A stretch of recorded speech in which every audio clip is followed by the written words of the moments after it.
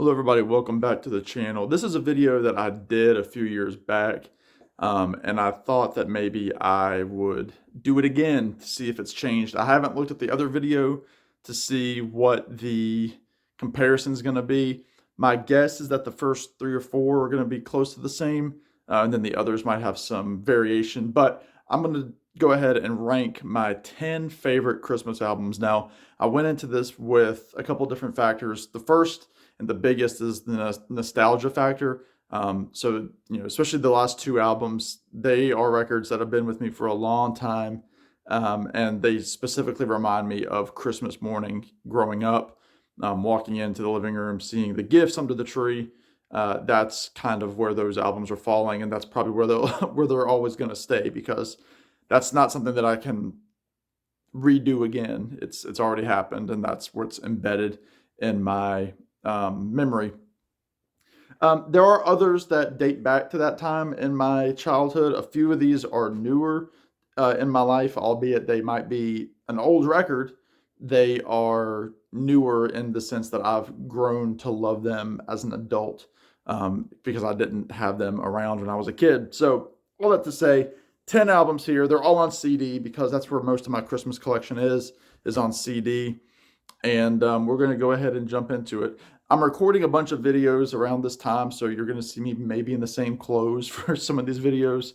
I'm just trying to make sure I've got some videos before the Christmas holiday comes up, as I'm going to be traveling for about 2 weeks. So you'll see me in various videos wearing the same clothes, but I do wash them at least once a month.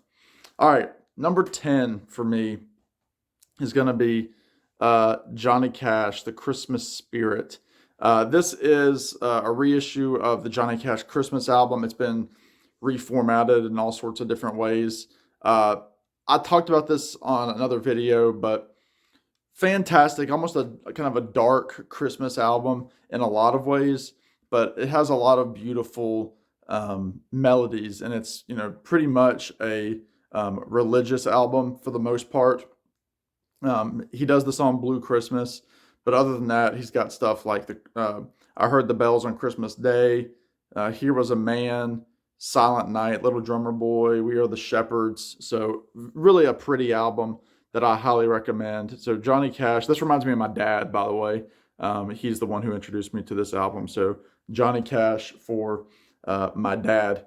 Number 9, this is a classic for a lot of people. It's the Beach Boys Christmas album. This is the kind of one of the early indications of what Brian Wilson was going to be as a producer and as a singer. You listen to some of these songs, you listen to the song Blue Christmas. It's not, all this, surf kind of stuff that the Beach Boys were known for. You get that on this album. You've got, obviously, Little Saint Nick was a huge song, kind of in line with Little Deuce Coupe, a big hit for them, The Man with All the Toys. But then you got all these beautiful ballads like We Three Kings, Blue Christmas, White Christmas. Just really, really pretty production from the five original guys. Fantastic record from, I believe, 1964? 63, 64. Yeah. Yeah. But if all you know is Little Saint Nick, check out their version of Blue Christmas. Check out the song Christmas Day. It's the first vocal by Al Jardine. But knew of this album for a while. It was never one that we grew up with. But it's quickly become one of my favorites, as you can imagine, being a big Beach Boys fan. Speaking of Brian Wilson, this is A Christmas Gift for You, the Phil Spector Christmas album. Obviously, a big influence on Brian. This is an album that you hear these songs all over the radio, even today on Christmas stations. I know you're very familiar with the song Christmas Baby Please Come Home that originated on this album with Darlene Love right here singing the lead vocal, written by Phil Spector. You've also got the version of Frosty the Snowman, which you hear on the radio all the time by the Ronettes, Ronnie Spector. You have Santa Claus is Coming to Town by the Crystals. That kind of became the ultimate rock and roll arrangement of this tune. This is the version that Bruce Springsteen would cover in the 70s or early 80s whenever he put out that live single of that tune. But all sorts of great songs on here. It's a group effort by all the artists on the Phillies record label that Phil Spector operated. Bobby Sox and the Blue Jeans, the Crystals, the Ronettes, and Darlene Love. But yeah, a really pretty album that kind of inspired, again, Brian in a lot of ways, one of his favorite albums of all time.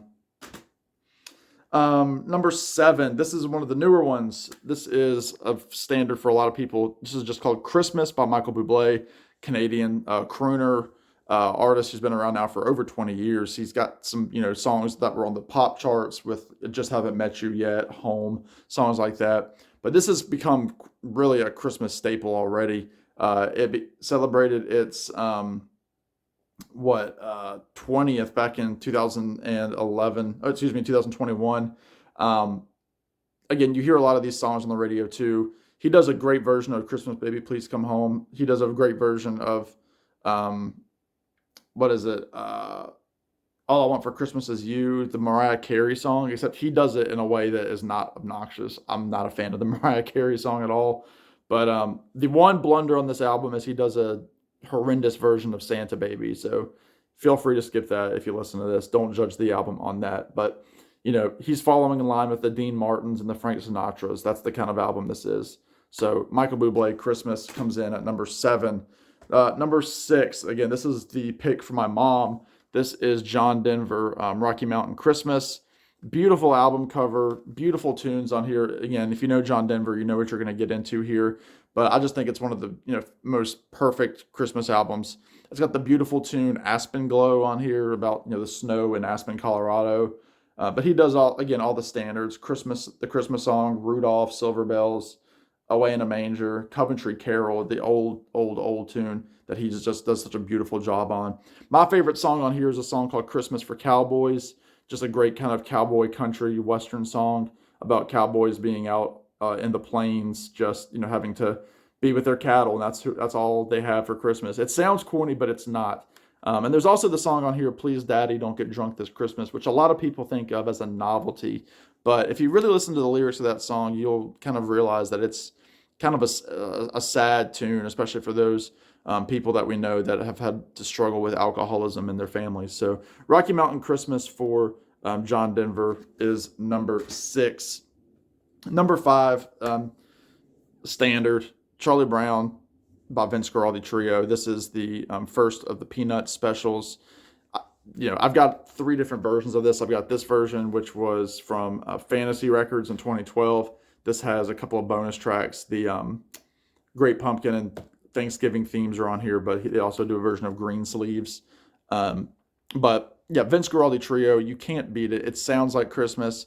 It sounds to me like driving in the car, going downtown to go shopping as a kid. I just, it's a classic. I love it. I love the special. My wife and I just watched it last week for the 60th anniversary of the special, which aired in 1965. But yeah, Charlie Brown Christmas, Vince Guaraldi Trio is number 5. Number 4, a new one also, and I talk about this record a lot, and I recommend it to anybody who likes rockabilly music, who likes original stuff, who's tired of the same Christmas songs.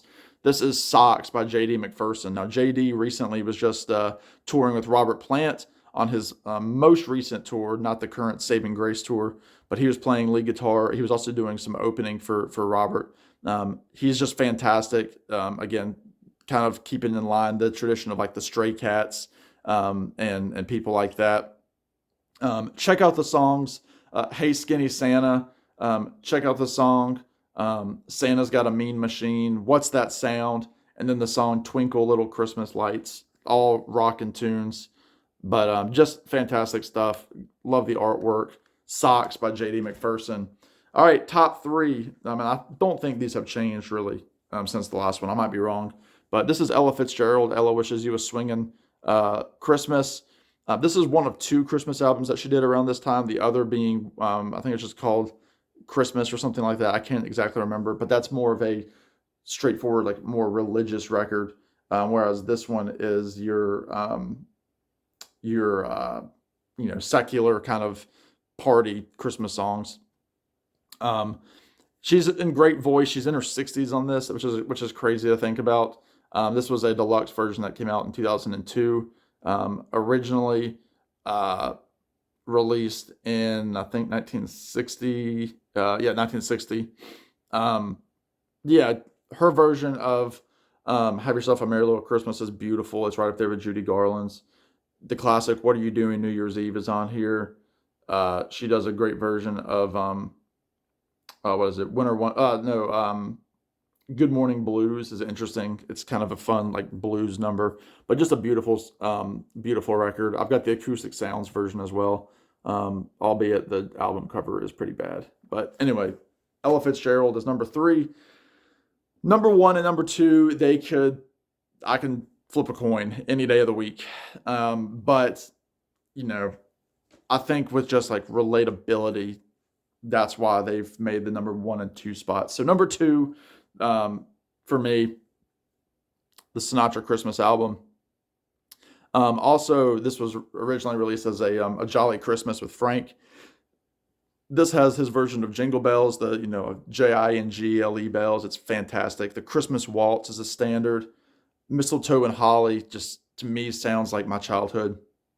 Those first few tracks, I'll Be Home for Christmas. It's perfect. I think it sets a mood. It takes me to a place in my life, 30 years ago, being very, very small and just listening to this album on the CD player in mom and dad's house.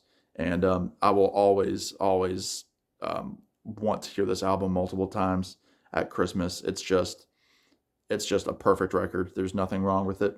Yeah, Sinatra Christmas album, number 2. And then, no surprise to longtime viewers of my channel, number 1, I often say it's a top 10 album of all time for me, Christmas Card by the Statler Brothers. Now, I just did a video recently where I went to go see Jimmy Fortune of the Statler Brothers. Well, this was before Jimmy was part of the group. This was the original tenor Lou DeWitt, as well as the other 3 original guys, Don and Harold Reed and Phil Bosley.